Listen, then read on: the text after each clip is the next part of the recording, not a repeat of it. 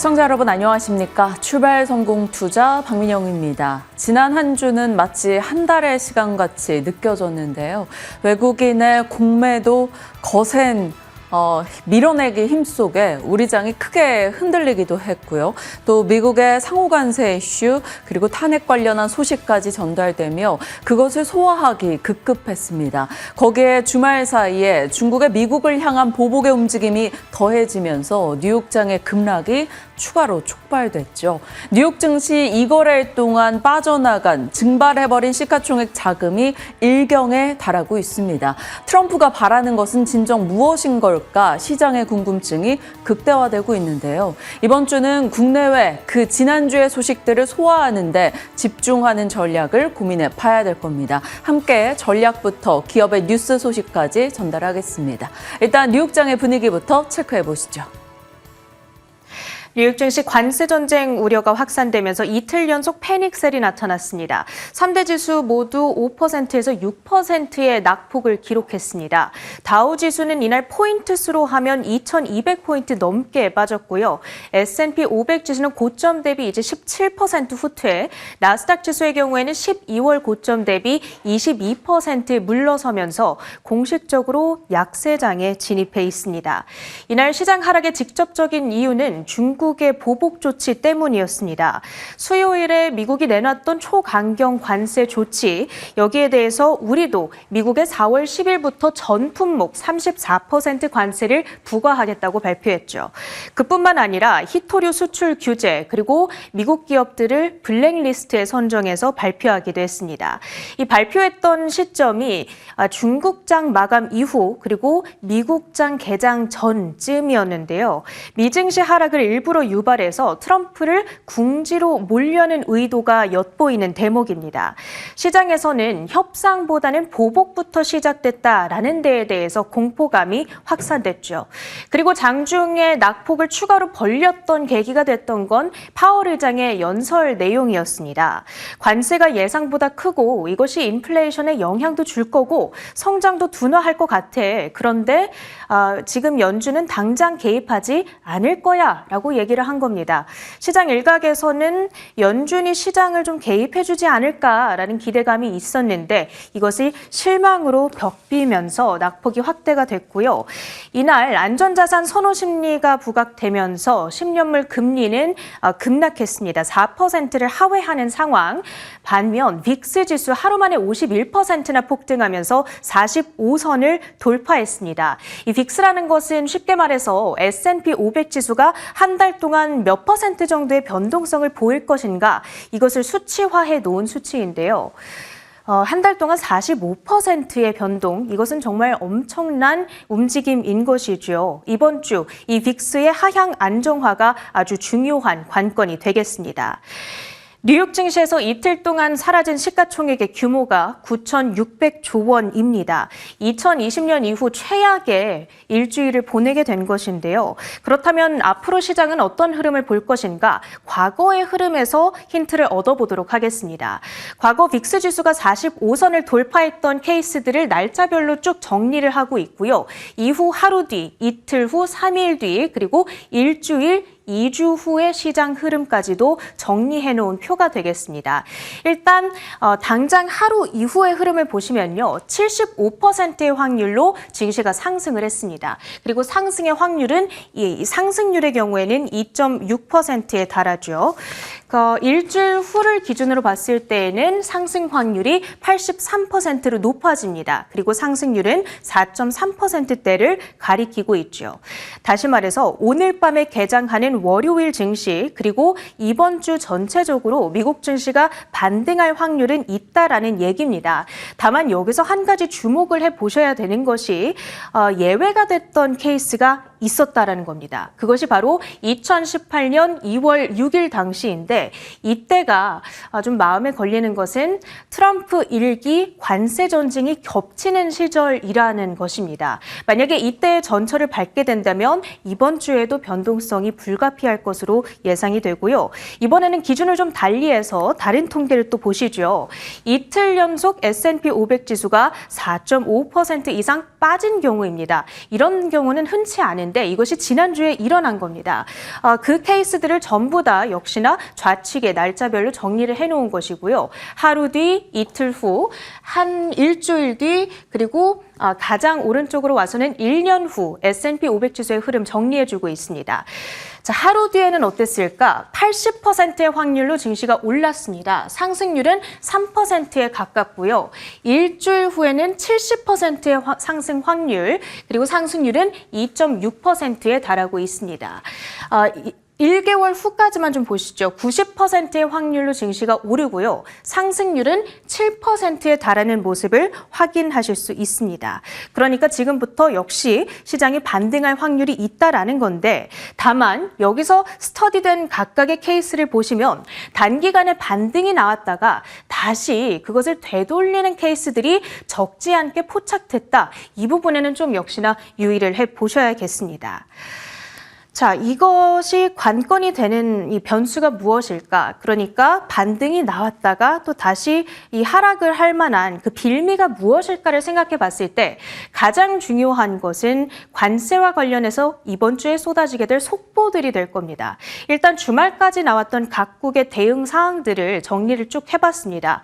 중국은 34% 발표를 한 상황이죠. 유럽의 경우에는 지금 대미 보복 관세 부과를 계획 중이라는 이야기까지 나왔습니다. 영국과 일본 계획이 없고요. 베트남과 이스라엘, 아르헨티나는 한 발 물러서서 우리 그럼 미국으로 관세 부과하지 않을게 라는 입장을 시사해 놓은 상황입니다. 일단 가장 중요한 것은 11일 유럽의 재무장관 회의가 예정되어 있거든요. 우리 현지 시간으로 금요일이 되겠습니다. 이때 여기서 어떤 결정이 나오게 되는지, 그러면 증시 변동성이 나오게 될지 이때를 주요하게 보셔야 될 것 같습니다. 자, 이렇게 기업계와 금융계를 뒤흔들어 놓고 나서 이 와중에 트럼프 대통령은 주말 사이 골프를 즐기러 플로리다로 갔습니다. 이렇게 유유자적을 할 수 있는 것이냐? 미국 사회 안에서도 상당히 거센 비판이 일어나고 있는 상황입니다. 자, 그런데 어쩌면 그의 생각을 뒤바뀔 수 있을 만한 좀 계기들이 나타날지도 모르겠습니다. IT 분야의 베테랑 언론인이 자신의 스레드에 이런 글을 올렸거든요. 기술기업 그리고 금융계의 유명 리더들이 관세에 대한 상식적인 얘기를 해주기 위해서 마로라고로 향하고 있다. 이 마로라고는 트럼프의 사저가 위치해 있는 플로리다 지역의 이름입니다. 이들이 트럼프에 대해서 이 관세에 대해서 좀 설득하기 위해서 가고 있는 것이 아닌가 이런 생각이 드는 대목. 자, 그런데 우연찮게 또 이 퍼싱 스퀘어의 CEO이자 억만장자 투자가로 잘 알려져 있는 빌 에크먼이 자신의 트위터에 이런 글을 올렸습니다. 월요일에 트럼프가 관세 연기를 발표해도 전혀 놀랍지 않을 것이다. 자, 왜 그런 거냐면 지금 미국 사회에 그렇게 많은 손실을 불러일으킨 관세라고 하는 중대한 문제를 드디어 해결하려고 적극적으로 나서고 있는데 지금 실제 관세 부과 시점까지 시간이 너무 없다라는 것이죠. 나라들이, 각국들이 협상을 할래야 도저히 절대적인 시간이 부족하다라는 겁니다. 그런데 이 트럼프는 이 협상에 대한 여지를 열어놨기 때문에 이 협상을 하기 위해서는 시간을 좀 벌기 위해서라도 연기를 해야 된다. 라는 것이죠. 만약에 연기를 하지 않는다면 심각한 경기 침체 위험이 있다. 따라서 마지막 주를 보시면 이번 주 월요일, 그러니까 오늘 밤이 미국 경제 역사상 가장 흥미로운 날 중 하나가 될 것이다 라면서 시사를 했습니다. 뭘 알고 이렇게 얘기를 한 건지는 알 수가 없습니다만 뭔가 알고 얘기를 한 거면 좋겠다 이런 생각이 좀 들기도 하죠. 그리고 주말 사이 머스크 CEO 역시 이 트럼프의 관세 정책에 대해서 강하게 비판했다라는 얘기도 들려온 만큼 트럼프가 혹시라도 조금 더 완화적인 스탠스로 바뀔 가능성도 염두에 두셔야겠습니다. 히트맵입니다. 이날 숨을 곳은 없었습니다. 전부 다 급락으로 진행이 됐고요. 시총 상위주들을 보시면 엔비디아와 애플, 테슬라가 가장 크게 하락했는데 중국으로의 익스포저가 가장 높기 때문이었습니다. 그리고 그 유일하게 올랐던 쪽을 보자면 주택 건설주들이 좀 올랐습니다. 금리가 내리다 보니까 모기지 금리 하락에 따른 주택 구매가 촉진될 수 있지 않을까 이런 기대감이 자리를 했고요.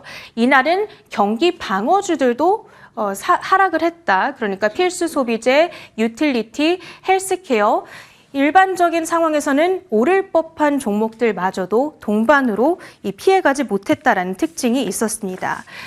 그 밖에 특징주 이슈들입니다. 테슬라 간밤에 좀 서프라이징한 소식이 들려왔는데요. 대표적인 테슬라의 낙관론자, 절대 변하지 않을 것 같은 강세론자였던 웨드부시의 댄 아이브스가 테슬라의 목표가를 무려 43%나 하향 조정을 했습니다. 이제 신규 PT는 $315, 중국의 보복 관세 때문이다. 이 작년 한 해 동안 중국에서 발생한 매출이 전체의 20%에 달하는데 이번에 보복 관세에 따른 역풍을 피해가기 어려울 것이다. 이런 코멘트가 전해지고 있습니다. 이번 주에 이로 인한 부정적인 영향을 좀 예의주시해봐야 될 것 같고요. 주말 사이 메타는 최신 AI 모델 라마4를 1년 만에 업데이트했다는 소식이 들려왔습니다. 하지만 주가에 커다란 영향을 미치기엔 지금 어려운 상황이고요. 미중 분쟁 격화에 대해서 투심이 위축되면서 중국 ADR들의 주가 일제히 급락으로 진행됐다라는 특징이 있었고요. 베트남 생산 비중이 높은 업체들 이날 반등에 성공을 했습니다. 베트남 럼 서기장이 트럼프에 전화를 해서 만약에 협상에 성공을 한다면 관세 0%로 낮추겠다 이런 이야기를 했다는 소식이 들려왔거든요. 나이키의 경우에는 베트남 생산 비중이 50%에 달하죠. 3% 반등을 했습니다. 이렇게 미국장 상황 정리를 해드렸고요. 국내 증시 투자 전략 세우러 가보시죠. 지난주도 충분히 힘들었는데 이번 주 특히나 오늘은 어떻게 진행이 될까요? 상당히 고민스러운 오늘입니다.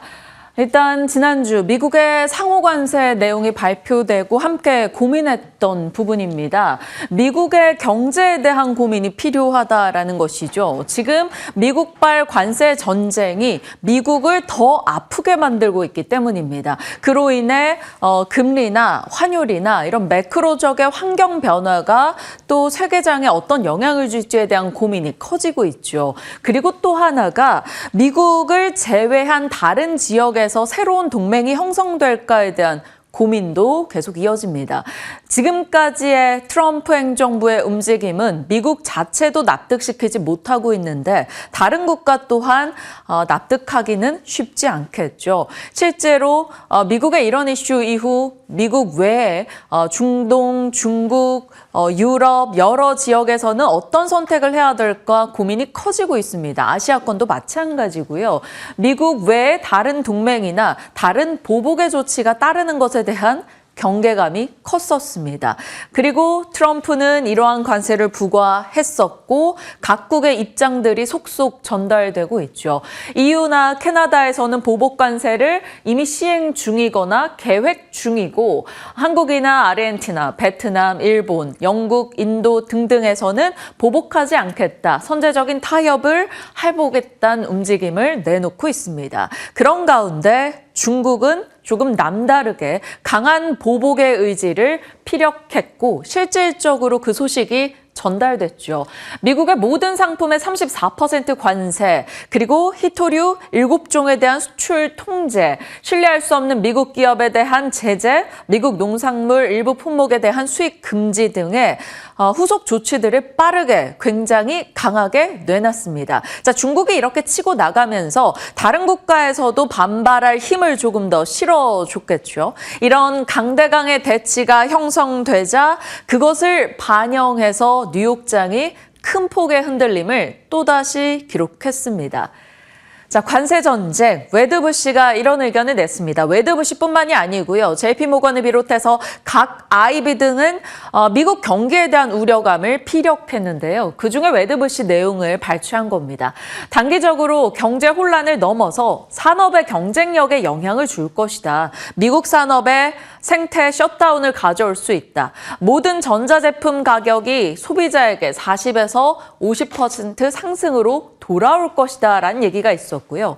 관세 아마겟돈을 멈추지 않으면 미국 테크의 밝은 미래를 지울 것이다 라고 지적했습니다. 애플이나 테슬라, 기타 등등 수천 개 기술 기업의 점유율을 잃게 될 것을 경고했고요. 이것은 경기나 산업 경쟁력에 대한 우려를 가져올 수 있죠. 상황이 그러다 보니까 제롬 파월 연준 의장이라도 무언가 해주기를 시장은 기대했었는데요.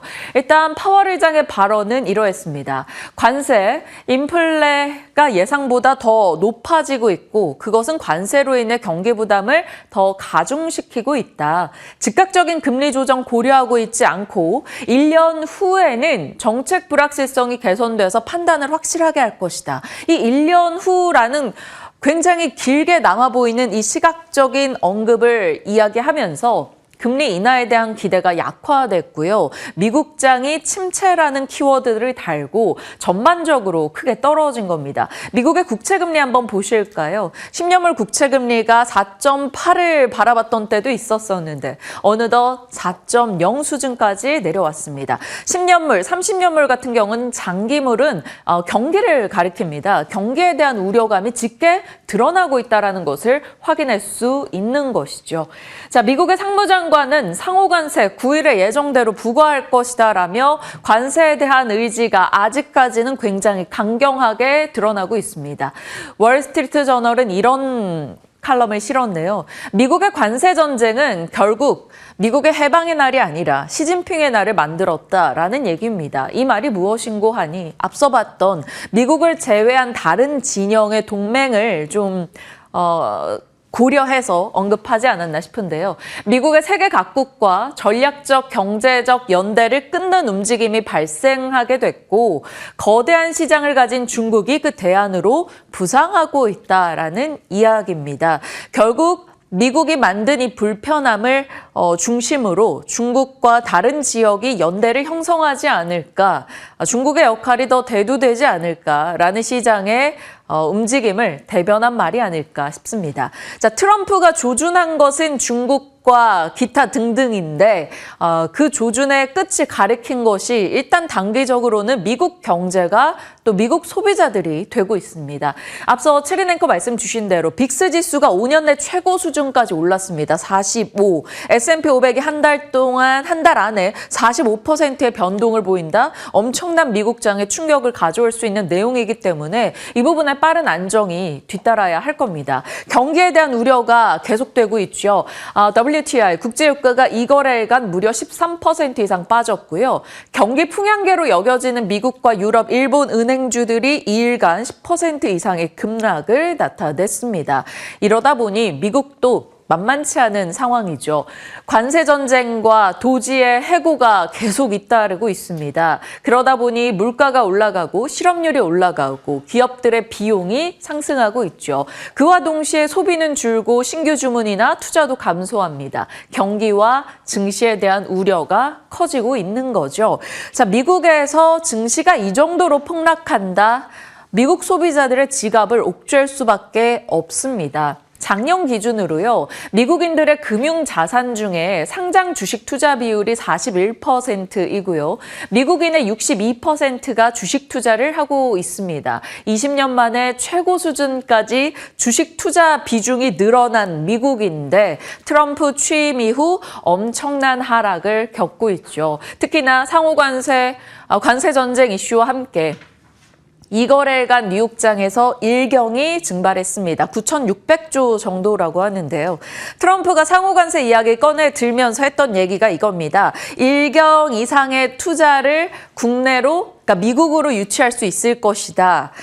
우리가 이렇게 관세를 부과하면서 세계 각국에서 제조업 투자를 미국에 할 것이다. 그게 일경 몇천 조의 효과를 가져올 것이다. 라는 얘기였는데요. 이미 증시에서 2거래일간 일경이 증발해버린 상황입니다. 그러다 보니 마진콜이라고 하죠. 추가 증거금 요구가 뒤따르고 있고 그것을 확보하기 위해서 다른 자산을 파는 움직임이 나타나면서 금 가격까지 같이 떨어지는 흐름, 전체적인 자산 가치가 함께 하락하는 형태가 나오고 있습니다. 상황이 이러다 보니까 트럼프 핸즈오프 시위가 엄청나게 강화됐다라는 소식이 주말 사이에 들려왔죠. 미국 영과 해외 12개 지역에서 150개 단체, 무려 60만 명이 참가해서 트럼프와 일론 머스크에 대한 불만을 쏟아냈다라는 소식이 들려왔습니다. 그런 가운데 앞서 체린 앵커 말씀 주신 대로 트럼프는 골프를 즐겼기 때문에 더욱더 비난의 목소리가 나오고 있는 거죠. 자, 이렇게 공포에 질린 뉴욕장, 그리고 그 사이에서 이를 악문 중국인데 우리 장은 어떨까요? 일단 지난 금요일장 국내장 상호 관세 이슈로 뉴욕장이 폭락하고 있던 가운데 어찌 보면 나름 선전했다라고 볼 수 있는 데이터입니다. 코스피는 좀 부진했죠.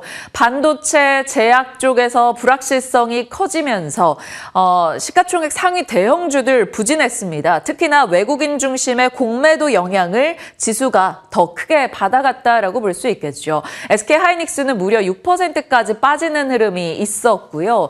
그나마 코스닥이 선전할 수 있었던 건 2차 전지 소재가 관세 영향에 지금으로부터는 좀 제한적일 수 있다. 이런 분석이 나오면서 2차 전지 소재단의 종목들이 올랐고요. 그러면서 코스닥이 비교적 버텨냈다라고 볼 수 있겠습니다. 자, 공매도 전후해서 외국인의 매도가 너무나 강하게 쏟아지고 있습니다. 6거래일간 외국인이 국내 증시에서 8조를 팔았고요. 4월 4일에는 74%, 매도 금액의 74%가 삼성전자와 SK하이닉스로 집중되기도 했습니다. 그날 삼성전자 2.6% 빠졌고요. SK하이닉스도 6%까지 흔들리는 모습이 포착되기도 했습니다. 이들의 수급의 개선이 빠르게 좀 뒤따라야 되지 않을까 싶은데요. 외국인의 매도 진정이 지금으로서는 증시에 가장 시급한 요소 중에 하나가 아닐까 싶습니다. 자, 트럼프가 반도체와 의약품에 아주 곧 관세를 부과할 거다라는 얘기를 꺼내들면서 그날 삼성전자, 하이닉스, 삼성바이오로직스 등등의 대형주가 부진하며 지수가 흔들린 거고요. 헌법재판소 대통령 탄핵 인용 소식이 그날 있었죠. 이 소식이 나온과 동시에 코스피가 잠시 2,500을 회복하는 듯 하기도 했었다가 이내 이 이슈마저도 세론으로 여겨지며 재료 소멸로 인식이 됐습니다. 그리고 무엇보다 관세 압박을 세게 받고 있었기 때문에요. 일정 부분 이 이슈에 따른 정치적 불확실성 해소로 크게 반응을 보이지는 못했습니다. 정치 테마주는 물론 폭주의 흐름이 나오기도 했죠. 인맥주와 정책주로 갈려서 엄청난 시세 분출을 내기도 했습니다. 자, 이런 흐름 속에서 원화 강세 움직임이 나타났어요.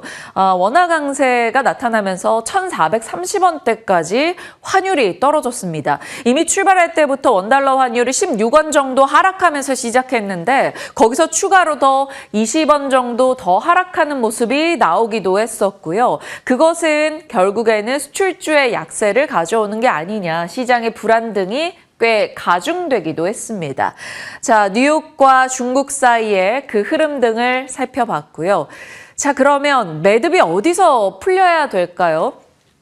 지난 일주일은 정말 한 달과도 같았죠.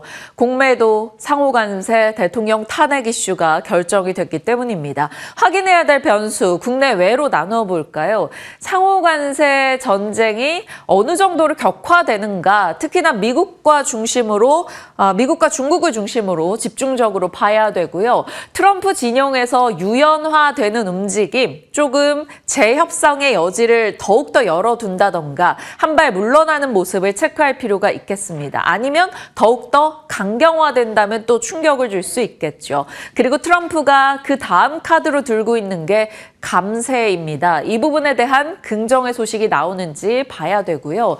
중국의 대응 강도 중요하죠. 앞서 말씀드린 빅스의 안정화 체크가 필요할 겁니다. 이 빅스가 빠르게 안정을 찾을 경우 미국이나 국내나 저점 매수에 대한 기대가 올라갈 수 있기 때문에, 그리고 국내 추가 부양에 대한 기대감이 나오는지도 필요하겠죠.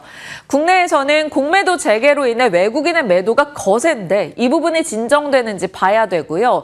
정치 불확실성 해소 이후에 부양책이나 추경에 대한 시장 효과를 기다려 봐야 될 겁니다. 그리고 삼성전자의 잠정 실적이 또 내일 나오니까요. 이 부분도 체크 필요하겠죠. 단기 트레이딩은 거의 정해진 답지처럼 4월 달에는 정치 테마주의 단타가 집중될 것이다라는 얘기가 나오는데 정치 테마주도 지금 인맥주와 정책주는 구분이 필요합니다. 땡땡땡 관련주, 누구누구 관련주라는 것들은 거의 다 인맥주이고요. 여당과 야당의 정책주로 여겨지는 종목들은 또 투자 시계가 조금은 더 길 수 있다라는 얘기도 나오고 있기 때문에 인맥주와 정책주는 충분히 차이를 두고 구분해 보실 필요는 있겠습니다. 자, 그래서 정치 테마 지금 시장에서 많이 거론되고 있는 인맥 플러스 정책주라고 볼 수 있을 텐데요. 투자 권고가 아닙니다. 오히려 투자를 좀 주의하자라는 차원이죠. 물론 이것을 중심으로 트레이딩으로 수익을 내겠다 하시는 분들은 트레이딩을 자유롭게 하시면 되겠지만 이런 빠른 대응이 어렵습니다. 난이도가 굉장히 높은 분야이기 때문에 이 부분에 대해서 굳이 이제 이쪽에 집중해서 투자를 해오신 분들이 아니라면 투자를 하기보다는 이렇게 움직이는구나라는 흐름 파악 정도로만 참고하시라고 정리를 한 겁니다. 꼭 이 내용을 숙지해 주시고요. 누구누구 관련주에서 일단 시장에서 회자되는 종목들을 나눠서 정리를 해봤습니다. 어떻게 전개될지는 모르겠으나 여야 구분하셔서 관련한 인맥주 정도 체크해 주시고요. 정책주로 지난 금요일에 많이 좀 관심을 받았던 쪽이 이쪽이죠. 일자리 관련주, 저출산 관련주, 남북 경협주 등등이 있는데 정책주도 그런 의미에서 참고용으로 만 체크해 주시길 바랍니다. 물론 이것으로 단기 트레이딩 수익을 내시겠다 하시는 분들은 자유롭게 하시면 되겠죠. 자, 지금 시장에 대해서 고민하면서 선택지에 대해서 어떻게 나눠볼까 하다가 일단은 이렇게 정리했습니다. 무관세 훈풍 기대주가 엔터. 문화관세는 없다라는 주의니까요. 그리고 조선주 3월 선박 수주량이 또다시 세계 1위에 복귀했다라는 뉴스도 있고 일단 미국과 협상력을 지닌 sek터이기 때문에요. 그리고 내수주, 국내 내수, 담배 종목들 그런 것들이 되겠죠. 그리고 비미국 수출, 미국향 수출에 영향을 좀 덜 받는 곳, 그러면 중동이나 유럽권으로 수출하는 방위 산업 들어갈 수 있을 거고요. 아시아권으로 수출 비중이 높은 화장품 쪽, 삐아나 아모레퍼시픽 이런 쪽이 최근에 좀 부상받는 게 바로 그런 이유이겠죠. 그리고 국내로 들어오는 관광객을 키워드로 뽑아봤을 때 관광객의 소비, 화장품, 미용기기, 카지노 등이 있을 겁니다. 화장품은 또 관세 이슈가 좀 복잡하게 계산되긴 하겠지만요. 그리고 미국 내 생산기지를 둔 기업들, 각 섹터별로 체크가 필요한 부분이고요. 앞서 봤던 정치와 정책주가 있고요. 트럼프의 남은 카드 중에서 그러니까 결국 미국의 중국 대리기 강화 섹터, 조선이 남아있죠. 미국 무역대표부의 발표가 어떻게 나오는가 카드 하나 남아있는 상황이고요. 그리고 트럼프가 이번에는 북한의 카드를 들고 있을 수 있습니다. 그래서 대북 관련 종목들, 김정은과 여전히 좋은 관계다라고 트럼프가 얘기했던 코멘트에서 이쪽이 또 언급되기도 하는데요. 아난티나, 모나용평, 현대엘리베이 이런 종목들 단기 트레이딩용으로라도 관심을 둘 수 있을지 일단은 체크해 보도록 하겠습니다. 시장의 흐름에 대한 내용입니다. 그리고 또 하나 중국의 히토류 수출 제재 소식이 들려왔죠. 히토류 부분은 우리가 좀 인지하고 있어야 될 것 같아서 정리를 해봤습니다. 자, 중국은 중동에 석유가 있다면 중국에 히토류가 있다라는 얘기가 나올 만큼 히토류에서 압도적인 지위를 갖고 있죠. 전 세계 히토류 생산의 85%, 매장량의 50%가 바로 중국입니다. 치명적인 중국의 하나의 무기 카드가 될 수 있다라는 것이고 이것은 단기적으로 중국을 대체할 곳이 없다라는 것을 뜻하기도 합니다. 미국의 히토류 수입의 4분의 3이 바로 중국산이기도 하죠. 그래서 국내에서 히토류 관련주 이 정도 일단은 정리하겠습니다. LS 에코에너지, 포스코홀딩스 혹은 티플렉스 이런 종목들이 많이 거론이 되고요. 7종 히토류에 대한 수출 제한을 걸었죠. 뭐 사마리움, 테르비움, 디스프로시움 말하기도 어려운 이 이름이 7종 히토류이고요. 이 중에서 뭐 테르비움과 디스프로시움 같은 경우는 네오디듐 연구자석의 안전성을 올린다라고 합니다. 이것이 무슨 말이냐면요. 이런 히토류가 왜 중국의 카드가 되는가를 보셔야 됩니다. 이 히토류는 이런 역할들을 하기 때문에 방위산업이나 첨단 기술산업이나 이런 곳에서 쓰임을 하고 있습니다. 그러다 보니 이 첨단 기술이나 방위산업, 전기차, 스마트폰, 패권 다툼의 그 중심에 히토류, 광물이 있다라는 것을 뜻한다라는 거죠. 히토류라는 것은 말 그대로 희귀한 흙입니다. 17개 원소를 총칭하고요. 경히토류, 중히토류로 나뉘는데 그중에 7가지를 적절히 섞어서 중국이 수출 제한을 걸어버렸습니다. 그러면 미국의 첨단 산업과 방위 산업 등등의 생산에 충분히 좀 타격을 줄 수 있는 내용이 되겠죠. 그렇기 때문에 국가 안보에 직결돼서 트럼프 행정부는 우크라이나의 광물 이런 것을 자꾸만 외쳤던 겁니다. 결국 광물, 히토류 이것은 안보로 연결되고 있기 때문인 거죠. 히토류는 연구자석의 원료이고 연구자석은 첨단 산업의 필수 부품이기 때문에 중국은 그동안 계속적으로 이것을 무기카드로 활용을 했던 거고 트럼프 진영에서는 그 꼴을 보기 싫으니 다른 곳에서 광물의 공급망을 확보하고자 베트남이나 혹은 우크라 등과 광물 얘기를 계속 해왔던 게 되겠습니다. 그도 그럴 게 정제, 재련, 중국 점유율을 한번 체크해 볼까요? 한국투자증권의 자료를 발췌했는데 히토류 부분에서 중국 점유율이 빨간색입니다. 압도적이죠. 흑연도 마찬가지고요. 코발트 등도 그렇습니다. 중국이 갖고 있는 자원적인 이 무기가 이번엔 또 중국의 카드로 다시 한번 부각이 되고 있다라는 건데요. 이 히토류 관련 종목들, 앞서 봤던 종목들의 뭐 트레이딩의 이슈가 생길 수도 있는 것이고요. 또 예를 들면 이 히토류를 쓰는 곳에서 또 카드를 한번 생각해 본다면 방위산업도 일단은 체크를 해두려고 합니다. 앞서 봤던 비미국 수출의 모멘텀, 갈등의 시대, 지금 세계 각국이 싸우고 있는 상황이다 보니까요. 뭐 눈에 보이던 안 보이던 싸움이든 새로운 동맹에 대한 얘기도 나오고 있기 때문에 방위산업 자주국방은 뭐 장기 트렌드가 될 겁니다. 그런 가운데 중국의 히토류 제재, 일단 방산주에게는 국내에서는 좀 우호적인 흐름이 나올 수 있습니다. 물론 장기화될 경우 금속의 비용이 올라가기 때문에 좋지 않을 수 있겠지만요. 일단 이 부분은 방산에 한번 체크를 해놓고 가보도록 하겠습니다.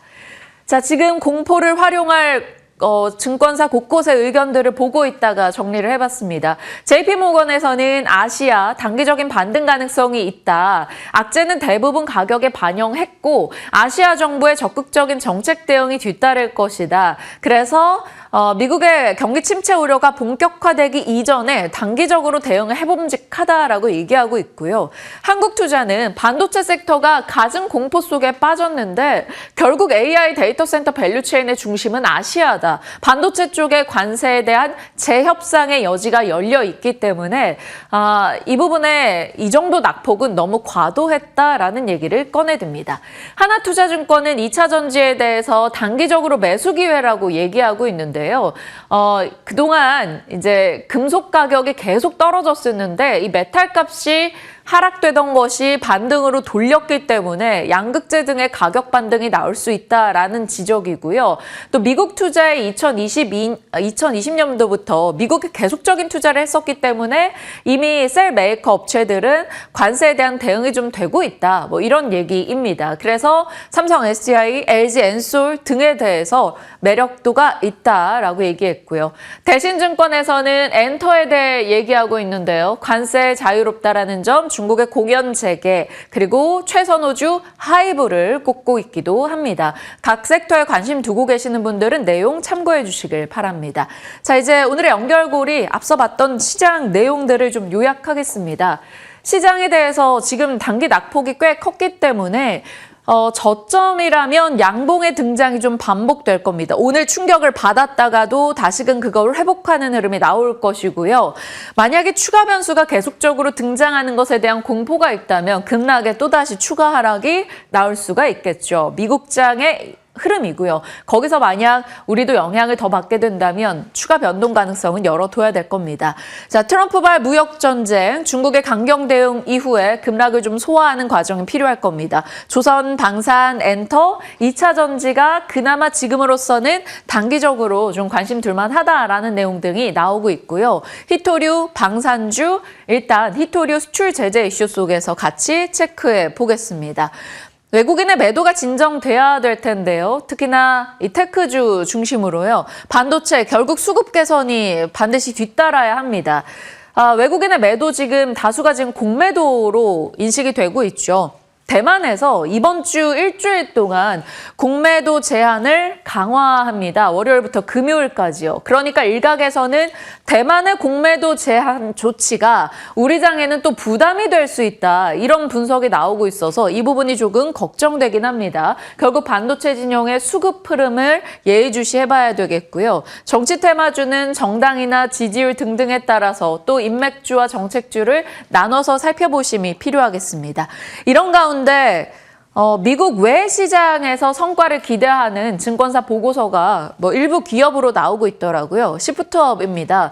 승리의 여신 니케, 중국에서의 사업 성과를 기대하는 목소리이고요. 목표가 95,000원입니다. 실리콘트는 미국 외 유럽이나 중동에서의 성과를 기대한다라는 목소리로 목표가 4만 원이 제시되기도 했네요. 각각 하나증권의 보고서입니다. 자, 일주일간의 등락률을 보시면 정말 많이들 밀려났는데 코스닥이 그나마 어찌 보면 선전했다라고 볼 수 있는 상황입니다. 우리 장에 이런 수급적인 요소 등이 개선이 돼서 조금은 더 힘낼 수 있을지 한 주간을 좀 지켜봐야 될 것 같고요. 이번 주 일정으로서 이 2주차죠, 4월. 삼성전자 내일 실적 중요하고요. 상호관세 발효일이 4월 9일이고요. 한국의 옵션 만기일 이번 주 목요일이라는 점. 목금에는 미국의 경제 지표와 이제 본격적으로 블랙록부터 미국의 금융주들의 실적 시즌이 시작된다라는 점에서 이번 주 역시나 녹록진 않을 것 같습니다. 그리고 남아있는 4월, 5월 일정으로는 체코 원전 이슈, 그리고 중국의 선박 입항세 행정 명령, K2 전차 폴란드 2차 계약 이슈가 중요해 보이고요. 시프트업도 계속 체크가 필요하겠죠. 그리고 5월, 6월 일정도 일단 참고용으로 봐주시길 바랍니다. 자, 시장 흐름 살펴봤고요. 섹터 뉴스 들어갑니다. 미나 앵커 이번에는 어느 쪽 살펴주셨나요? 네, 이번에는 원전 섹터에 대해서 다뤄볼 예정입니다. 지금 미국과 중국 간의 관세 전쟁, 중국까지 맞불 작전을 하겠다라고 밝히면서 어느 섹터를 골라야 할지 굉장히 난감한 우리 시장인데요. 그 안에서 두 가지 포인트를 이렇게 잡아봤습니다. 먼저 미국과 중국의 갈등 영향을 상대적으로 덜 받는 섹터, 그리고 트럼프의 입김에서 비교적 자유로울 수 있는 섹터, 이 두 가지를 기준으로 원전 섹터를 골라봤는데요. 먼저 이 차트를 보시면 대표적인 두산 에너빌리티부터 시작해서 BHI, 우진, 현대건설, 그리고 한전기술 같은 대표 원전주들의 주가 차트까지 함께 넣어봤습니다. 우선 여기서 보면 좋은 부분은 두산 에너빌리티라든지 나머지 원전 섹터 같은 경우에는 최근에 고점을 찍고 꽤 상당한 기간 동안 조정을 받고 있다는 점이고요. 반면에 잠시 뒤에 더 자세하게 다뤄보겠지만 현대건설 같은 경우에는 최근 들어서 다시금 탄력을 받고 있다는 점 정도만 기억해 보시면서 좀 시작을 해보시면 좋을 것 같습니다.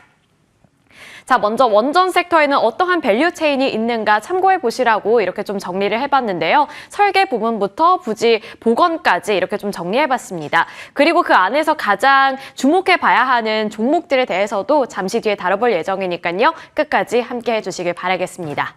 자, 그러면 먼저 원전과 관련해서 어떠한 헤드라인 뉴스가 있었는지 살펴보도록 할 텐데요. 우선은 이 24조 원 규모의 체코 원전이 이르면 이달 말에 최종 계약을 할 수 있다. 있다라는 뉴스가 있었고요. 같은 이슈지만 시각이 또 다른 헤드라인도 살펴볼 수 있었습니다. 가장 위에 있는 건 그나마 좀 긍정적으로 보고 있는 시각이고 그 아래에 있는 부분은 이 체코 원전 사업의 현지화율을 두고 줄다리기를 하고 있다. 그리고 이게 조금 시간이 미뤄질 경우에는 본계약이 4월을 넘길 수도 있다는 약간 우려스러운 헤드라인도 살펴볼 수 있었습니다. 그리고 아래는 좀 긍정적인 뉴스들인데요. 삼성물산이 에스토니아에 소형 원전을 짓는다는 소식, 따라서 유럽 원전 시장을 본격적으로 공략할 것이라는 헤드라인이 있었고요. 산업부에서 이 원전 수출을 맞춤 지원해준다라는 뉴스도 있었습니다. 마지막으로 국회가 민간국가 지정과 관련해서 원전 사업에 중대한 영향이 없을 것이라는 뉴스도 살펴볼 수 있었는데 이 세 가지 제가 하이라이트를 친 뉴스들에 조금 더 집중을 해서 살펴보겠습니다. 먼저 이 민간국가 지정과 관련해서는 제가 예전에 한번 자세하게 다뤄드린 적이 있는데요. 여기서 과연 우려감을 일축시킬 수 있을지 이게 관전 포인트가 될 것 같습니다. 우선 크게 세 가지 우려가 있었는데요. 체코 원전 수출이 예상대로 잘 될 것인가, 그리고 SMR 개발과 실증과 관련해서가 있었고요. 전력설비 업계의 미국 시장 진출 확대 등에 대해서 부정적인 영향이 있지는 않을까, 이 부분이 세 가지 우려였습니다. 그런데 여기에 정부는 중대한 영향은 크게 있지 않을 것으로 보인다라는 답을 내놨는데 그 이유는 이렇게 제시를 했습니다. 현재 체코 원전 최종 계약이 막바지 단계에 있고 지금은 큰 틀에서 협상을 마무리함과 동시에 세부 조율 단계에 진입했다라고 말을 한 거고요. SMR 개발과 실증이 활발하게 진행 중이다. 또 우리나라 전력 설비 분야에서 높은 기술 경쟁력을 갖추고 있기 때문에 중대한 영향을 감소시키는 주요 요인이 될 것이라고 봤습니다. 이렇게 세 가지 답을 줬는데 여기서 우리가 가장 주목해야 하는 단어는 이 세부 조율 단계라는 파트입니다. 제가 빨간색으로 좀 줄을 쳐놨는데 이게 왜 찝찝한 것인지 그 부분을 좀 살펴볼 텐데요. 지금 정부에서는 우려감을 일축시키는 답을 내놓긴 했지만 이걸 다 믿기보다는 큰 틀에서 마무리 단계다. 여기에 비중을 싣기보다는 세부적인 협상 단계가 어떻게 매듭을 짓게 될지 이거에 따라서 원전주들의 향방이 정해질 것으로 보이는데요. 체코 원전 수주 어디까지 왔는가 그 스테이지를 제가 살펴봤더니 이렇게 정리해 볼 수 있습니다. 먼저 체코 정부의 입장인데 프로젝트 건설 운영 과정에 체코 기업 참여 60% 수준까지 참여를 보장해주는 명확한 계획과 보증을 원한다라는 것이 체코의 입장이었습니다. 그리고 이 체코 정부의 다니엘 베니스 CEO는 이러한 입장을 표명하기도 했는데요. 여러 세부 사항을 조율 중에 있다. 이성적으로 4월과 5월에 서명할 수밖에 없을 것이라고 답을 한 바가 있기 때문에 꼭 4월이 아니라 5월 달까지 밀릴 수도 있다는 점을 우리가 우려해 봐야 한다는 거죠.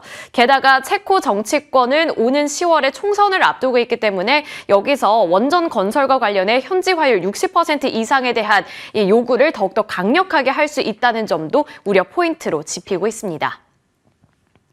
자, 넘어가서 우리나라의 입장은 그럼 어떤 입장일까 살펴볼 텐데요. 우리나라는 지금 협상 카드를 잘 활용을 하긴 해야 되는데 그게 잘 이루어질 수 있을지는 모르겠는 그런 상황입니다. 우선 미국의 웨스팅하우스와 합의를 하기는 했는데 여기서 이미 체코 신규 원전 사업과 관련해 일감을 나눠주겠다고 합의를 한 상황이기 때문에 만약에 체코에서 지금 요구하고 있는 60%의 현지화율을 수용한다면 수익성이 현저하게 낮아진다는 결과를 맞이할 수 있습니다. 하지만 최종 계약 파기 가능성은 낮다는 것이 지배적인 의견이기 때문에 이 중에서 어느 쪽에 조금 더 베팅을 해야 될지는 봐야 하는 부분인 것 같고요. 우선 미국의 웨스팅하우스와 지식재산권 분쟁을 지난 1월에 합의했기 때문에 여기서 우려를 할 필요가 없다라는 의견, 그리고 실제 참여 기업들이 본격 사업 준비에 착수했다는 점, 이 부분은 좀 긍정적인 포인트입니다. 따라서 지금 어떻게 흘러가는지와 앞으로 기업들이 어떻게 대응을 하는지 이 부분에 대해서는 좀 면밀하게 이슈를 검토해 봐야겠습니다. 자, 그리고 조금 더 불편한 소식이 아직은 좀 남아있는데요. 먼저 네덜란드에서 브레이크가 걸렸다는 소식입니다. 한수원이 네덜란드 타당성 조사에 응하지 않겠다는 헤드라인이 있었는데 이게 지금 사실상 참여 포기로 해석이 되고 있는 건데요. 지난해 말에는 이 스웨덴에서 취소한 바가 있었고 올해 2월에는 슬로베니아에서도 취소한 이력이 있기 때문에 이번에 네덜란드에서까지 이렇게 조사에 응하지 않겠다는 것은 유럽에서 입지를 확보하기 어려운 어렵다는 뜻 아닐까 하는 우려감도 지금 시장에는 번지고 있는 상황입니다. 그래서 이러한 질문을 던지고 있는 건데요. 미국 웨스팅하우스의 유럽 시장과 관련해서 너무 큰 몫을 양보한 것 아니냐라는 우려감의 목소리가 나오고 있는데 여기서 한수원은 체코 신규 원전 건설에 집중하기 위해서다. 그리고 SMR 개발에 집중하기 위한 우리의 선택이었다라고 답을 내렸습니다. 자, 이렇게 답을 내렸고 그리고 앞서서 제가 말씀드린 두 가지 우려 포인트에 대해서 그래도 어찌저찌 잘 마무리하는 멘트들이 나오고는 있습니다만 그럼에도 불구하고 이 업계에 우리가 회의감을 가질 수밖에 없는 이유는 무엇일까? 결국에는 우리나라의 정치적인 불확실성입니다. 리더십 공백으로 인해서 협상력이 예전으로 다시 돌아갈 수 있다는 점을 봐야 하는 건데요. 리더 부재 속에 원전 시장이 지금 활로가 열렸기 때문에 정부 대 정부 차원에서 세일즈 재시동이 시급하다라는 목소리가 나오고 있는 겁니다. 원전업계 관계자들은 이렇게 말하기도 하는데요. 원전 수출 계약은 정부 간 대화를 통해 이루어지는 G2G 사업이기 때문에 정부의 역할이 중요하다라고 목소리를 내고 있는 거고 이를 주도할 수 있는 국가 원수가 현재 부재한 데다가 향후 정권 교체 여부에 따라 원전 사업의 방향성이 바뀔 수 있다는 것을 이미 발주 국가에서도 인지하고 있을 것이기 때문에 협상과 관련해서 시간이 더 걸릴 수도 있다는 것을 내비춘 거죠. 또 원전 시장에서 미국의 입지가 큰 영향도 있지만 결국에 이 불확실성이 높은 국내 정세를 고려할 경우 현 시점에서 우리가 목소리를 내기 어려운 상황이다라고 본 겁니다. 그러니까 협상을 하긴 해야 되는데 협상 카드가 그렇게 단단하지는 못한 상황이라는 겁니다. 자, 그럼에도 불구하고 우리 시장에서는 최근에 수급이 다시 원전 쪽으로 붙는 것으로 보이고요. 또 증권가에서도 다시 한번 좀 주목을 하고 있는 분위기이기 때문에 조금 더 펀더멘털적인 차원에서 어떠한 점들을 보고 있는지도 정리를 해봤습니다. 우선 한국 주요 기업들이 미국의 주요 SMR 개발사에 지분을 투자하거나 협력을 추진하고 있기 때문에 증권가에서는 지금 상황이 어떻든 간에 그런 펀더멘털적인 부분을 살펴보자라는 스탠스를 취하고 있는 건데요. 참고만 해주시면 좋을 것 같습니다. 두산 에너빌리티, 삼성물산, GS에너지는 뉴스케일파워와 함께 협력을 한다는 점, 엑스에너지, 테라파워, 홀텍과도 이렇게 국내 기업들이 투자를 하거나 사업을 함께 추진하고 있다는 점 정도만 보시면 좋을 것 같고요. 빅테크 기업들도 SMR 개발에 관심을 갖고 있기 때문에 단계적인 불확실성이라든지 이러한 절차가 다 끝난다면 결국에는 원전주들 다시 각광을 받을 수 있다라는 점에 집중을 하고 있는 것으로 보입니다. 자, 그러면 결국 넘을 산이라면 그동안 우리는 어떠한 종목을 눈여겨봐야 할까? 어떠한 종목을 선점해야 할까? 그 부분에 대한 힌트도 얻어볼 수 있었는데요. 결국 답은 한국과 미국의 협력이 이루어지는 쪽에서 찾아볼 수 있었습니다. 팀 코리아와 한미 협력에서 교집합에 있는 종목으로 두산 에너빌리티와 현대건설을 가장 많이 언급하고 있었는데요. 먼저 이 두 종목에 대해서 살펴보도록 하겠습니다. 먼저 현대건설은 건설과 원전 이 두 마리 토끼를 모두 다 잡고 있는 종목입니다. 제가 건설주 관련해서도 설명을 드렸는데 일단 최대 실적을 보유하고 있고요. 미국 기업과 수주 후보군이 풍부하다라는 점, 대형 원전과 관련해서는 웨스팅하우스, SMR 같은 경우에는 홀텍과 함께 협업을 하고 있고요. 수급 특징을 보시면 기관 투자자들이 최근에 다시 매수세로 전환하면서 9거래일 연속으로 매수하고 있습니다. 또 3월 31일 이 30억 원대였던 공매도 순보유 잔고 금액이 68억 원대까지 늘어났는데 이 부분은 좀 해석의 여지가 필요해 보입니다. 자, 다음으로 두산 에너빌리티입니다. 두산 에너빌리티는 정말 많이 다뤄드렸는데 간략하게만 살펴보겠습니다. 이 체코에서 60% 현지화율을 요구했잖아요. 그런데 여기에 체코 자회사를 두고 있기 때문에 적극적으로 활용할 수 있다는 점 보시면 좋을 것 같고요. 수급적인 특징 보시면 전일 4월 4일 외국인 투자자들이 3순위로 가장 많이 매수했습니다. 또 2대 주주인 국민연금이 지난 2월 달에 지분율을 6%대에서 7%대까지 확대했다는 점 보시면 좋겠습니다. 자, 그리고 한 가지만 더 보겠습니다. HD 한국조선해양인데 이쪽은 이 관세 무풍지대로 여겨지고 있는 조선이라는 키워드도 갖고 있고 SMR이라는 키워드도 다 갖고 있기 때문에 두 마리 토끼를 다 잡았다라고 볼 수 있을 것 같고요. 다만 공매도와 관련해서는 주의해야 한다는 점까지 체크해 보시면 좋을 것 같습니다. 자, 고점을 찍고 조정을 정말 많이 받은 원전주입니다. 다만 여러 가지 우려 포인트들은 남아있기 때문에 보셔야 될 것 같지만 증권가 그리고 수급적인 부분을 보면 다시금 원전주들이 주목을 받고 있는 것 같은데요. 어떠한 부분들에 조금 더 비중을 두고 투자 포인트를 잡아봐야 할지 저희 방송 통해서 현명한 전략 함께 세워보시길 바라겠습니다.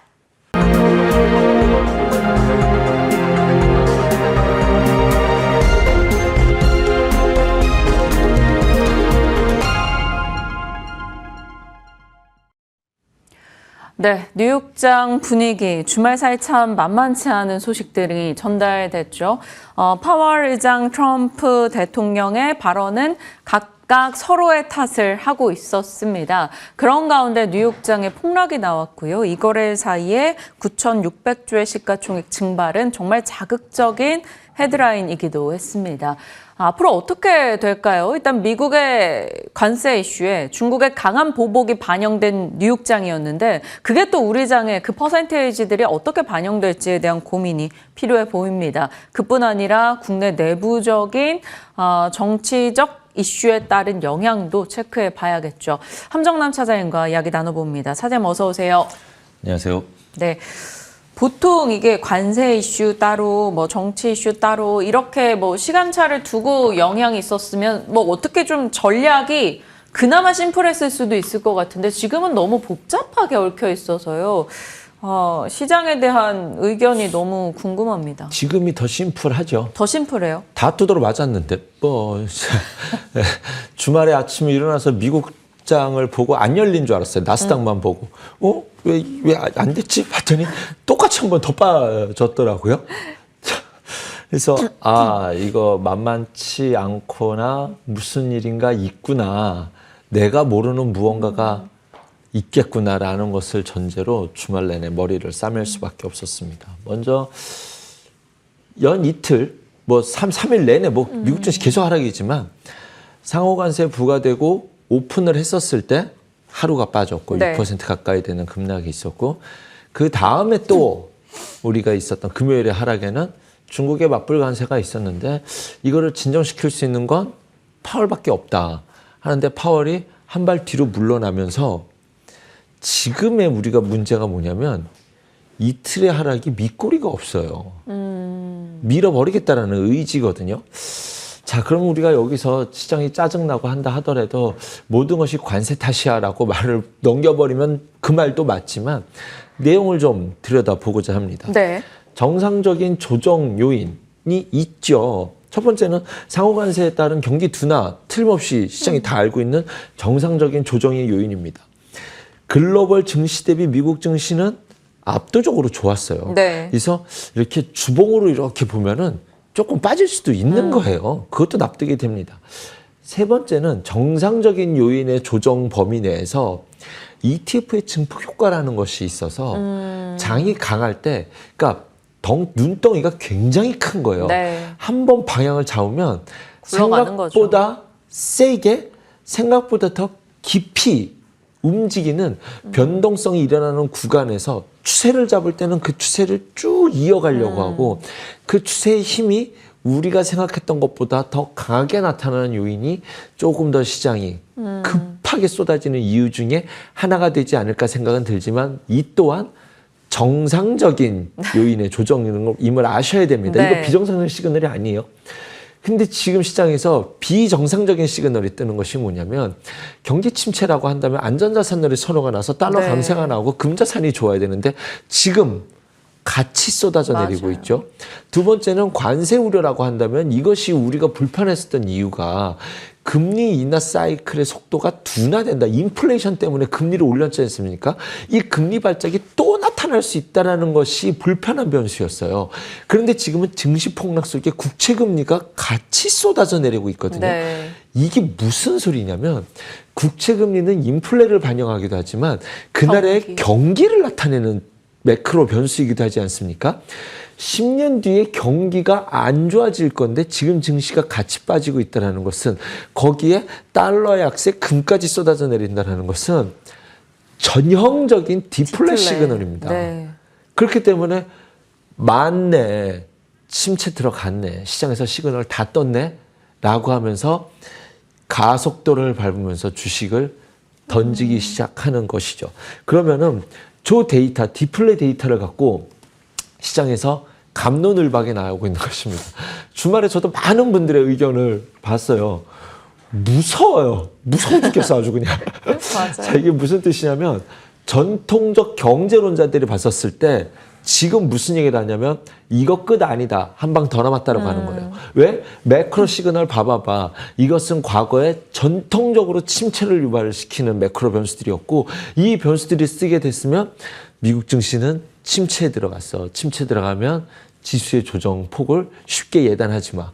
라고 이야기하는 것입니다. 하지만 정치적 입장의 변수를 염두에 둔 시장 참여자들은 지금 뭐라고 얘기하냐면 특히 트럼프는 지금 뭐라고 얘기하는 거냐면 알고 있다니까 지금 그거를 의도적으로 만들려고 그렇게 한 거야.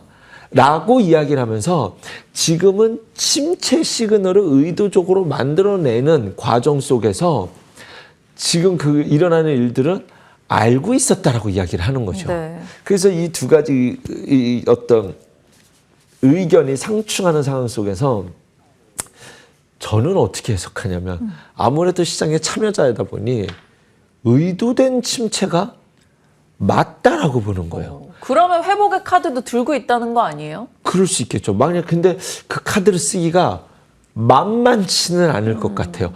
아직까지는 의도된 상황인데 그런 거 있잖아요. 의도된 상황이 의도하지 않았던 변수로 확산될 수 있다는 것이 핵심 포인트입니다. 아직까지 의도된 거 맞아. 그래서 지금까지는 저는 이제는 단기 반등을 줄 수 있는 영역으로 좀 들어갔다라고 저는 생각이 듭니다. 그런데 의도했었던 변수가 의도하지 않았던 일로 파생될 때 우리 금융위기도 그런 시나리오로 왔었거든요. 그 부분에 대해서 어떻게 대응해야 되고 어떻게 그것을 만들어낼 수 있을지에 대해서는 좀 복잡한 불편함이 반영되는 구간이 되지 않을까 생각이 듭니다. 네, 시장에서 이제 경제적 논리와 정치적 논리에서 각각의 요소를 파악해 주셨고 정상적 흐름과 비정상적 흐름도 나눠서 우리에게 고민할 내용을 던져 주셨는데 일단 시장의 여러 요소들을 좀 구분 지어 주셨다는 것에서 좀 정리상의 도움이 됐습니다. 그러면 남아있는 여러 가지 변수를 좀 고민해 볼 필요가 있겠는데요. 달러가 이렇고 금이 이렇고 같이 깨지는 상황에서 엔화와 관련해서도 저희가 고민해 볼 필요가 있는 거고요. 맞습니다. 또 하나 내부적으로는 이 정치 이슈 어떻게 볼지, 그리고 또 하나 키움증권은 이제 거래 잘 안 되는 거 있잖아요. 그래서 목금에 피해자가 너무 많았어요. 여기에 대해서 차장님 어떤 생각하시는지 좀 불편하신가요? 답변? 네, 답변. 왜 그런 거 자꾸 종목 옵션 왜 만들어서 그렇게 만일이 일주일마다 돌아오고 그냥 여기까지만 하겠습니다. 네. 엔화로 갑시다. 엔화로. 네. 네. 의도됐었던 침체 변수는 우리가 이제 알겠어요. 트럼프 대통령은 의도적으로 금리가 10년물 국채 금리가 하락하게 만들었고 이것을 통해서 주식시장의 자금이 롤오버를 목적으로 한 채권시장의 이동도 목적이 될 수 있을 것이고 채권 금리가 하락하면서 금리 인하의 방향을 하방으로 꽂혀줄 수 있다라는 점 또는 실질 금리가 하락한다라는 거 어쨌든 이런 논리로 봤었을 때 지금은 트럼프가 원하는 대로 방향이 가고 있는 건 맞아요. 인정을 해야 돼요. 그런데 트럼프가 지금 금요일에 일본의 국채 금리가 10년물 국채 금리가 12%가 하락했거든요. 하루에 12%가 하락을 했다라는 거예요. 이게 누군가가 일본 국채를 확 샀다라는 뜻이잖아요. 우리가 가장 우려했었던 것이 엔캐리 트레이드가 움직이기 시작한다라고 한다면 시장의 수급을 해석해낼 수가 대응을 할 수가 어려운 불편한 변수로 들어가기 시작합니다. 우리가 작년 8월경에 엔캐리 트레이드 일본이 금리 인상을 시작한다라는 것으로 쇼크가 한번 왔던 날이 있습니다.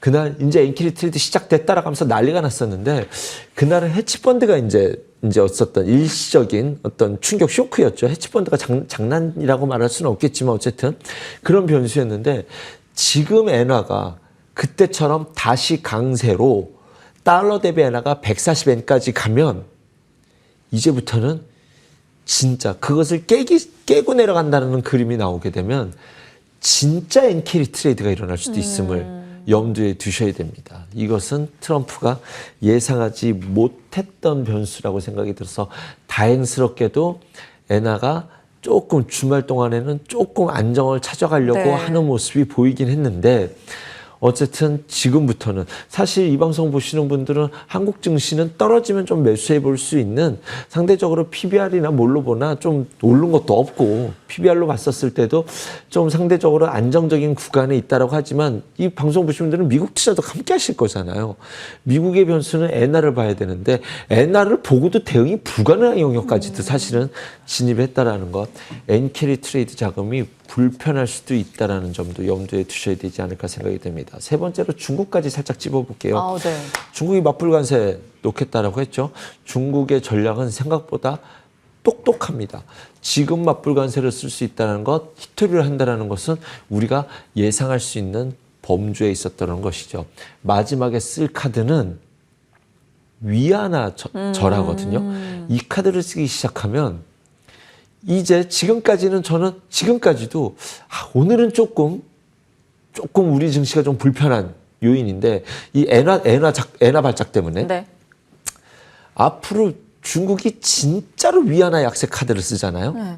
이거 우리나라한테도 불편해집니다. 원화 동조화 현상 있잖아요. 위안화 따라가는. 그것도 있지만 기본적으로는 미국 배제한 글로벌 시장에서 중국의 무역 경쟁력이 좋아져요. 중국은 자기의 통화를 따로 박스로 따로 관리가 가능하지 않습니까? 네.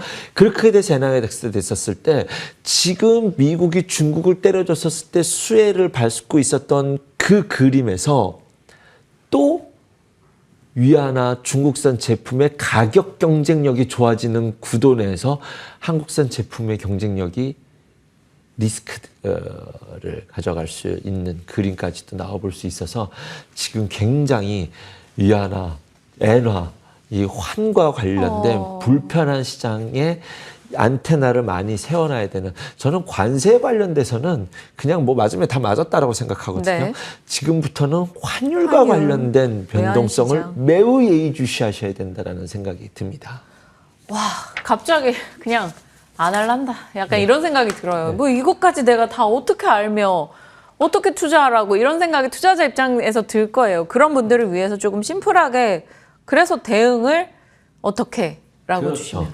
이제 한국 시장 어떻게 할 건데 사실 이 환율을 조금 더 쉽게 설명드리면 시간이 좀 많이 걸려서 그냥 요 정도로 안테나만 많이 세워놓고 보시고 이제 쭉 뉴스를 살펴보시면 될 텐데 상당히 공포적스러운 얘기였지만 아직까지는 아닙니다. 앞으로 보시라라는 거고 엔화 발작에 대해서는 매우 예의주시하셔야 된다라는 점을 전제로 한국 증시는 조금 다르죠. 첫 번째 목요일장 우리가 하락했었던 것은 상호 관세 쫙 보면서 야 니들 관세 이렇게 때릴 거야 이러면서 이제 장 빠졌지 않습니까? 이날 우리 증시가 빠졌던 것은 대형주들이 많이 빠졌어요. 그날 LG이노텍, 삼성전기 이런 종목들이 많이 빠졌거든요. 그날 우리나라 시총 상위 종목들이 못 갔었던 이유는 관세 때문이 아닙니다. 25부터 관세 때리고 우리 다 알고 있었는데 뭐 관세 때문이 아니에요. 베트남 관세 때문이었어요. 46%. 그렇죠. 우리나라가 중국의 생산 거점을 뒀던 것을 베트남으로 다 옮겨놨는데 한국이 결국 베트남 관세가 빨리 해결이. 근데 지금 이 호재가 나왔죠. 대미에 대해서 베트남이 가장 발빠르게 움직였기 때문에 이것은 우리 시장의 호재입니다, 오늘.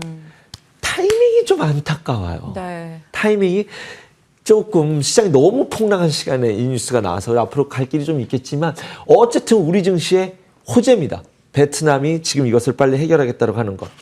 또 하나 소멸된 호재가 있습니다. 소멸된 호재는 탄핵 선고가 됐었죠. 네. 그래서 선고가 되자마자 이제 증시가 쫙 밀려 내려갔죠. 이것이 결과를 보고 빠졌다는 것보다는 저는 어쨌든 한국의 정치적 이슈 리스크가 하나가 정리가 됐다라는 부분에 대해서 호재가 있었던 것이 우리 증시가 조금 이렇게 좀 안 빠지네 볼 수 있었던 그런 개별적인 이슈가 있었다라는 것. 오늘 우리 증시 얻어 맞을 수밖에 없던 날인데 이 베트남 호재를 써먹으려면 대형주가 좋아야 되는데 네. 대형주가 좋기에는 시장이 테마화로 움직일 수밖에 없는 환경이 되지 않을까 해서 타이밍이 안타까운 호재가 베트남과 관련된 관세 리스크가 좀 완화될 수 있었던 뉴스가 있었다는 점도 체크해 보셔야 될 것 같습니다. 네, 베트남의 대미 관세율 인하 협상 의지 피력, 그러니까 그렇습니다. 납작 엎드려 준 거죠. 그러면서 이제 그쪽 트럼프 피해서 트럼프를 또 만났던 국내 기업들 입장에서는 호재성 이슈인데 이것이 반영되기에는 오롯이 반영되기에는 조금 아쉽긴 했으나 그래도 호재성 뉴스로 저희가 체크는 해둘 필요가 있겠습니다. 자, 그러면 두 가지만 짤막하게 더 여쭤보겠습니다. 삼성전자의 실적이 내일 나올 거예요. 잠정 실적. 그래서 네. 그 부분에 대한 아이디어랑 지금 정치 정책 테마주가 엄청난 수급적인 영향을 줄 텐데 이 부분에 대한 투자 전략은요? 말씀드린 것처럼 시장이 불편할 수 있는 날임을 오늘 차라리 한 4% 빠져서 마이너스 2%로 올라오면서 끝났으면 좋겠습니다. 나름의 양봉. 네, 나름의 양봉을 만들면 시장을 바라보는 투심은 좀 다른 의미가 반영될 수 있기 때문에 어설프게 마이너스 1.5%로 시작해서 마이너스 4%로 밀어버리면 시장은 심리는 상당히 충격을 받을 수밖에 없을 텐데 오늘 밤도 미국장이 빠지면 저는 그 다음 날은 걱정스럽네요. 자연스럽게 좀 미국장은 단기 반등을 노려볼 수 있는 그런 단기 지수 구간으로 반영이 되는 날 이제 삼성전자가 실적 발표하게 되지 않을까라는 생각이 듭니다. YOY 기준으로 마이너스 영업이익이 25% 정도 줄어들 것으로 보이거든요. 야, 이렇게 실적이 박살났다 이러시면 안 돼요. 이거 시장 컨센 다 알고 있는 얘기예요. 그래서 주가가 여기까지 빠져 있는 겁니다. 요거보다는 시장의 전반적인 분위기를 좀 봐야 되지 않을까라는 것과 제가 삼성전자를 계속 좋게 봤었던 논리가 지금까지는 B2B에 삼성전자는 동참할 수 없었잖아요. HBM 못했기 때문에. 네. B2C 사이클로서 SK 하이닉스는 B2B, 삼성전자는 B2C였는데 지금 B2C의 논리가 불편해질 수 있는 매크로 변수잖아요. 경기 침체 시그널. 그래서 네. 조금 무거워질 수 있는 상황이면 염두에 두시고 바라봐야 되지 않을까라는 생각이 듭니다. 한국 증시는 첨예하게 뚜렷하게 테마 장세가 될 것 같습니다. 저도 주말에 이런 모든 것들을 공부하면서 결국 마지막으로 한 것은 정치 인물주들 쭉, 정책 관련주들 쭉 종목을 나래배로 쭉 세웠었기 때문에 네. 정치, 조기 대선을 준비하는 정치 정책 테마들 가장 빠르게 움직일 수 있어. 이미 뭐 뚜렷하게 반응 나타났죠. 거기에 중국의 맞불 관세를 통한 히토류 카드가 나올 수 있죠. 히토류 카드 아침에 아까 정리 잘 해주셨기 때문에 그거 보시면 될 것 같습니다. 또 하나는 트럼프가 이럴 때 전략을 다른 곳에서 써요. 관세방 얘기. 저는 관세 다 나온 거라고. 저는 관세 얘기 끝났다고 봐요.